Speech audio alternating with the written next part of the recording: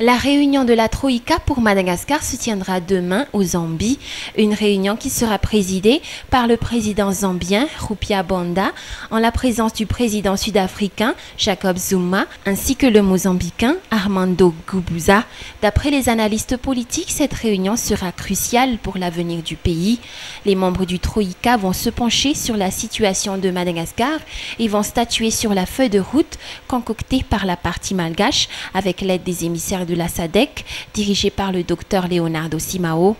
La décision que prendra la Troïka demain sera du côté des Malgaches, estime le ministre des Affaires étrangères malgache, Yvette Sila, et que Madagascar aura toute sa chance, surtout avec la mise en place d'un gouvernement d'union nationale qui respecte l'esprit d'ouverture inscrit dans la feuille de route. Depuis le paraphage d'IVAT le 9 mars dernier du document du docteur Leonardo Simão, la situation politique malgache s'est évoluée, dont notamment l'instauration d'un gouvernement d'union nationale, figurant les entités politiques qui ont paraphé cette feuille de route. Le chef de la diplomatie malgache a rencontré les ambassadeurs étrangers à Madagascar ce jour.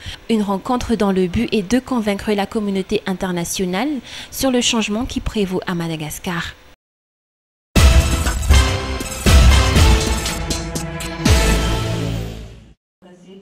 Le parti TGV a convié la presse cet après-midi pour éclaircir certains points.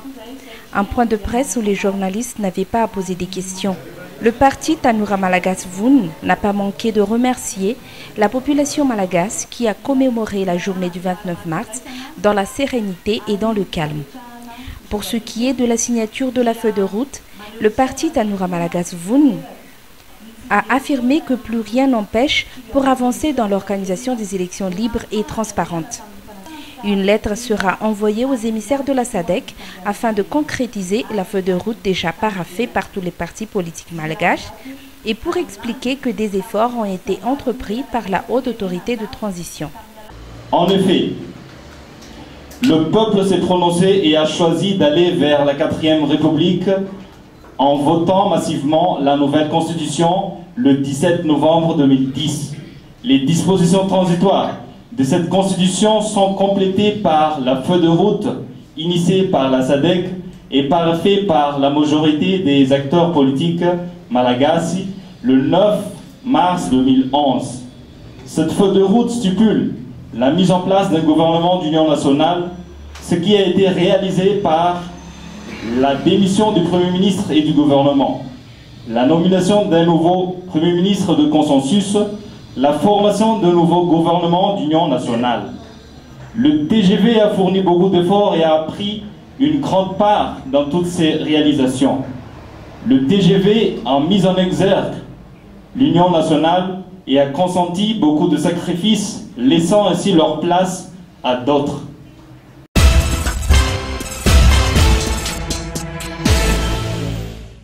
Depuis l'année 2009, les indicateurs économiques de la Grande Île ont régressé.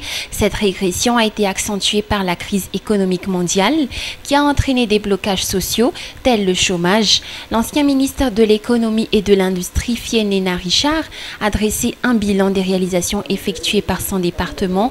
Le principe de la continuité sera de mise, a souligné par contre le nouveau ministre de l'économie et de l'industrie, Piero Razonarville, ce jour lors de la cérémonie de passation qui a eu lieu à Anoussi.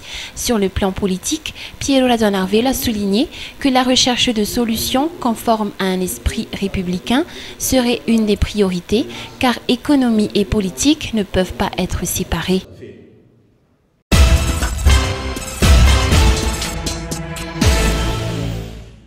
Actuellement, le port de Tuamasin arrive à débarquer 70 à 100 voitures en 1 heure, 200 tonnes de riz en un shift et 300 tonnes de blé et de céréales en quelques minutes seulement.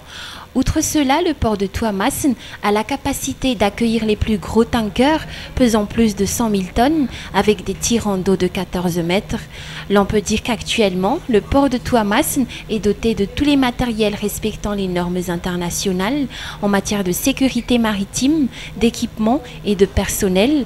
Si dans les années 80, ce port a été plongé dans un marasme économique grave et était au bord de l'agonie, depuis le mois de janvier jusqu'au mois de septembre 2010, ce port a débarqué 104 000 conteneurs. Si durant l'année 2009, on n'avait débarqué que 100 000 conteneurs. Selon les projections faites par les spécialistes, en 2020, ce grand port de Tuamasin aura à manipuler 426 000 conteneurs. Cette potentialité du port de Tuamasin est hélas méconnue de la plupart des autres pays du monde. Pour cette raison, les responsables portuaires malagasy ont accepté de tenir dans la Grande Île le Salon international des ports et des logistiques portuaires, salon qui verra la présence de plusieurs experts internationaux issus de 15 pays. C'est un événement qui aurait dû avoir lieu depuis bientôt 2 ans, parce que ça se tient dans les pays de l'océan Indien. C'est tenu à Maurice, aux Seychelles. Malheureusement, depuis 2 ans, on n'a pas pu le faire. Mais là, cette fois-ci, on a forcé un peu et actuellement, c'est une réussite avec le nombre de participants qui dépasse 150 et beaucoup d'exposants venant des pays européens. Et ça va donner l'opportunité des contacts, établir les contacts et faire connaître surtout Madagascar et montrer que Madagascar a du potentiel et qu'il y aura des partenariats public-privé, privé-privé. Moi, je suis très optimiste et je crois dans l'avenir de Madagascar. C'est l'opportunité. Le nouveau ministre du Transport va venir dans quelques instants en visite. Ce sera pour nous, l'ODER sera sa première fonction officielle. Et il y aura des conférences, on va présenter. Il y aura pas mal de conférenciers tout au long de la journée, cet après-midi, demain, tout au long de la journée sur plusieurs thèmes. Et ça va se terminer demain après-midi. L'objectif de la tenue de ce salon serait de faire connaître la potentialité de la Grande Île sur le plan international en matière maritime et de rappeler le rôle du port comme facilitateur du commerce extérieur du pays.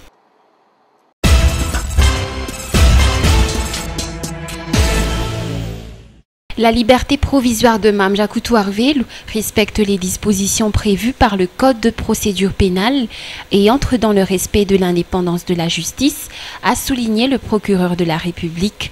En effet, après les enquêtes qui ont été effectuées à ce partisan de l'ancien président, un communiqué lié à cette affaire a été émis par ce procureur de la République ce jour dans certains quotidiens de la capitale. Un communiqué qui explique que l'octroi de liberté provisoire de Mame Jacoutou Arvélo ne signifie pas arrêt de l'enquête et liberté totale pour la personne, car actuellement, le doyen des juges d'instruction est encore en phase d'étude du dossier, a continué le procureur de la République avant de préciser que les dossiers émis par la police judiciaire à la suite des enquêtes qu'ils ont procédées seront pris en compte. Lancé également qu'une confrontation de Tsimba et Miss avec Mame Jacoutou Arvélo s'ajoutera à toutes ces enquêtes, rappelant que ces 2 personnes sont en ce moment en détention provisoire à la maison centrale d'Amboite-Limpi. Sur le cas de Mame Jacoutou Arvélo, ce dernier reste sous surveillance judiciaire, a expliqué Ramangasson Jean-Marie, procureur de la République, et il ne devrait pas quitter le territoire national.